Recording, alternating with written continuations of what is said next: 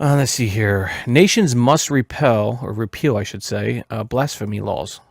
You got that up, Drew? All right. Yeah, it's I just want to let everybody know. Be forewarned. There's a lot of non-American names here, so I'm gonna try to get through it. So if there's any clicks in those names, he's not going to get them. Yeah. Joe, I want you to interrupt with your Islamic chant. If I get stuck. No. I'm going to interrupt with this. Yeah, I can't read it. There's no words on it. That's what I'm going to. That's what I'm going to. So I'm going to go. Go ahead. Go. I got you. I got your back. Go ahead. You're gonna fuck me over. I know it. I know. What did the terrorist attacks against the Charlie Hebdo newspaper and the kosher supermarket in Paris shared with the flogging of Saudi blogger Raif Badawi? I can't read it. There's no words on it. In Jeddah last month. Each was an assault on freedom of conscience, religion, or belief. Moreover, in the Charlie Hebdo and Badawi cases, those responsible deny their victims the right to speak freely about religion because, in their view, such critics are blasphemers who insult religion and must be punished. People naturally should try to do their utmost to honor and uphold each other's inherent dignity as fellow human beings and respect their most cherished beliefs. But when this laudable idea is rejected by a demand that perceived transgressors be silenced by force, including even murder and torture, rather than engaged through debate and discussion, the line has been crossed from freedom to coercion. As the Badawi case illustrates, it's not just private individuals and groups which cross that line. Governments also label and punish certain speech by enforcing blasphemy laws, some of which carry the death penalty. In so doing, they embolden citizens to commit bloodshed against alleged blasphemers. In the face of this assault on human rights and dignity, the world community must confront these abusive laws and horrific acts they unleash, pressing offending nations to repeal these statutes and release people in prison because of them. Finally, the world should press for the release of Raif Badawi. I can't read it. There's no words on it. And other blasphemy law victims. While many Western governments condemn Badawi's flogging and urge that his case be reviewed, which reports suggest is now happening, none have called for his unconditional release. Let the message be clear. Don't quash speech that belittles or offends. Fight such speech with more speech, speech that enables. Honor freedom of expression and religion by repealing all blasphemy laws. Well, thank you there, Drew, and I'm going to say this right now. Yeah, I can't read it. There's no words on it. So there's no words on it. It seems to me that there's so much wrong with the concept of a blasphemy law that it's kind of hard, I guess, where to start on it. I guess the best thing I could say is if your God needs you to stop people from hurting his feelings, then doesn't that God deserve to be blasphemed? Mm-hmm. I mean, what kind of God needs people for anything? I mean, let alone because he gets picked on. Yeah, I mean... God gets picked on. I mean, if your ideas can't survive just some kind of petty criticism, are they really that good? It's the definition of an apologist, though. Yeah, but think about this. Like, how would you see this? Do you think they're actually really devoutly religious, fundamentally religious, or do you think they're just playing on religion, using religion as a tool to commit these atrocities? I'm like, I really don't think that, and a lot of people do think that. You know, we have Obama here in our last, I guess, topic here. He claims this, like, you know, people just use religion to commit these types of atrocities. I don't think so. But getting back on the topic, I feel, yeah, nations should repeal these blasphemy laws. There's no fucking doubt, you know, because this is just a crime against humanity. You know, I'm sure the UN is against this type of shit, which I'm sure they are, and they are to a certain point. They just maybe not enforce it. People are trying to push them to pass legislation to blasphemy laws. They're trying to push the UN, other worldwide policing entities like that to say, yeah. I mean, seriously, there are people that want it so that blasphemy is actual a law of like the UN and other agencies, and that's fucking retarded. You're right. Well, yeah, like Sharia. It's over 1 billion Muslims worldwide want Sharia instated. I mean, we talked about that a couple of shows ago. I think we had Steve Shives here. Yeah, we did. Yeah. Yeah, and dude, that is a huge fucking number. Over 1 billion? Yeah, I think after we had that graphic and we broke it all down, I think it accumulated to like 1 billion or something like that, or at least close to it, 900,000. Yeah. So yeah, it's ridiculous. You know, religion. We combat religion. That's what we do here, and it's just utter bullshit that people and Christians are not going to get away with this. Seriously, I'll put this out there. Is look at Car Africa. There's atrocity going on right now. With the Muslims in Car Africa, where Christians have the upper hand right now. We've seen this in the past, and we're still seeing it in Car Africa, where Christians are just pushing the fucking Muslims out of that country, man. They almost got the whole country taken care of. You look at Africa, man. There's a huge demographic in the northeast of Muslims. And then in the lower southern half, you see Christians basically have control of those countries. And it's just a war now, Car Africa, Central, African Republic, where all this shit is going down, man. And they're just fighting over that territory now. And, Christians are not going to get away with this either because, in those countries, they are killing people. Christians are killing people over blasphemy. It's happening over there. It might not be happening in the United States, but it's happening across the world in many places. So that being said, yeah, we should repeal these blasphemy laws. But then again, we don't control every nation out there, so it's going to be hard to do. It's really a victimless crime of who you're blaspheming or supposedly blaspheming against. I mean, correct. It is. Yeah, so and all right. So the blasphemy laws, and is it just saying something against God, or is it saying something against religion? Like, is it now going to be going as far as critiquing religion? What the fuck constitutes blasphemy?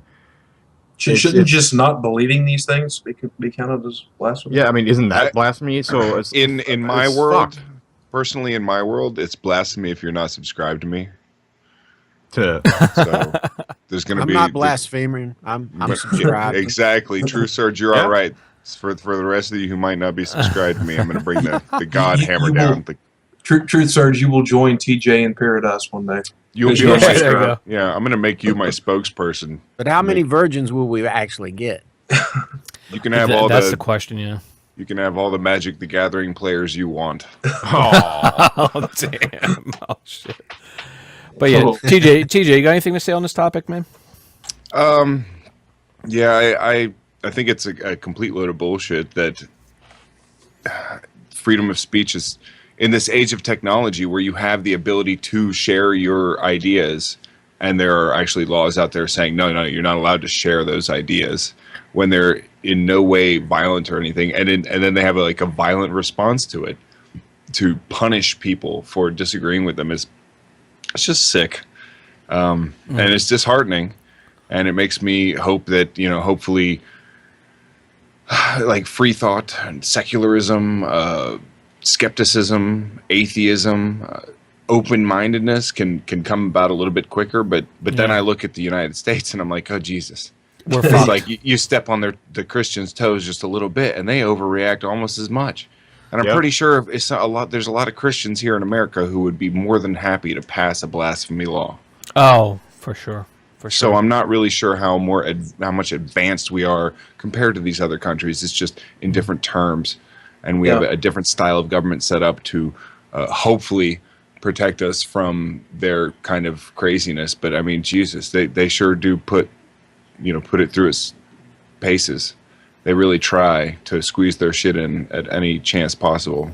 Yeah. It's the death throes of a dying beast, right? It used to have so much power, and now it's been weakened so much that it's desperately trying to fight back before it ultimately passes away. Well, no, you're right. They're going to be more extreme in their views. There's no doubt, and I think that's going to be the downfall. The more extreme they become, the more they look like fucking idiots, and it's those types of stories like this where we come out and say, "Come on, let's think about this, man. These fucking people are just so extreme in their views. This isn't right for humanity, really."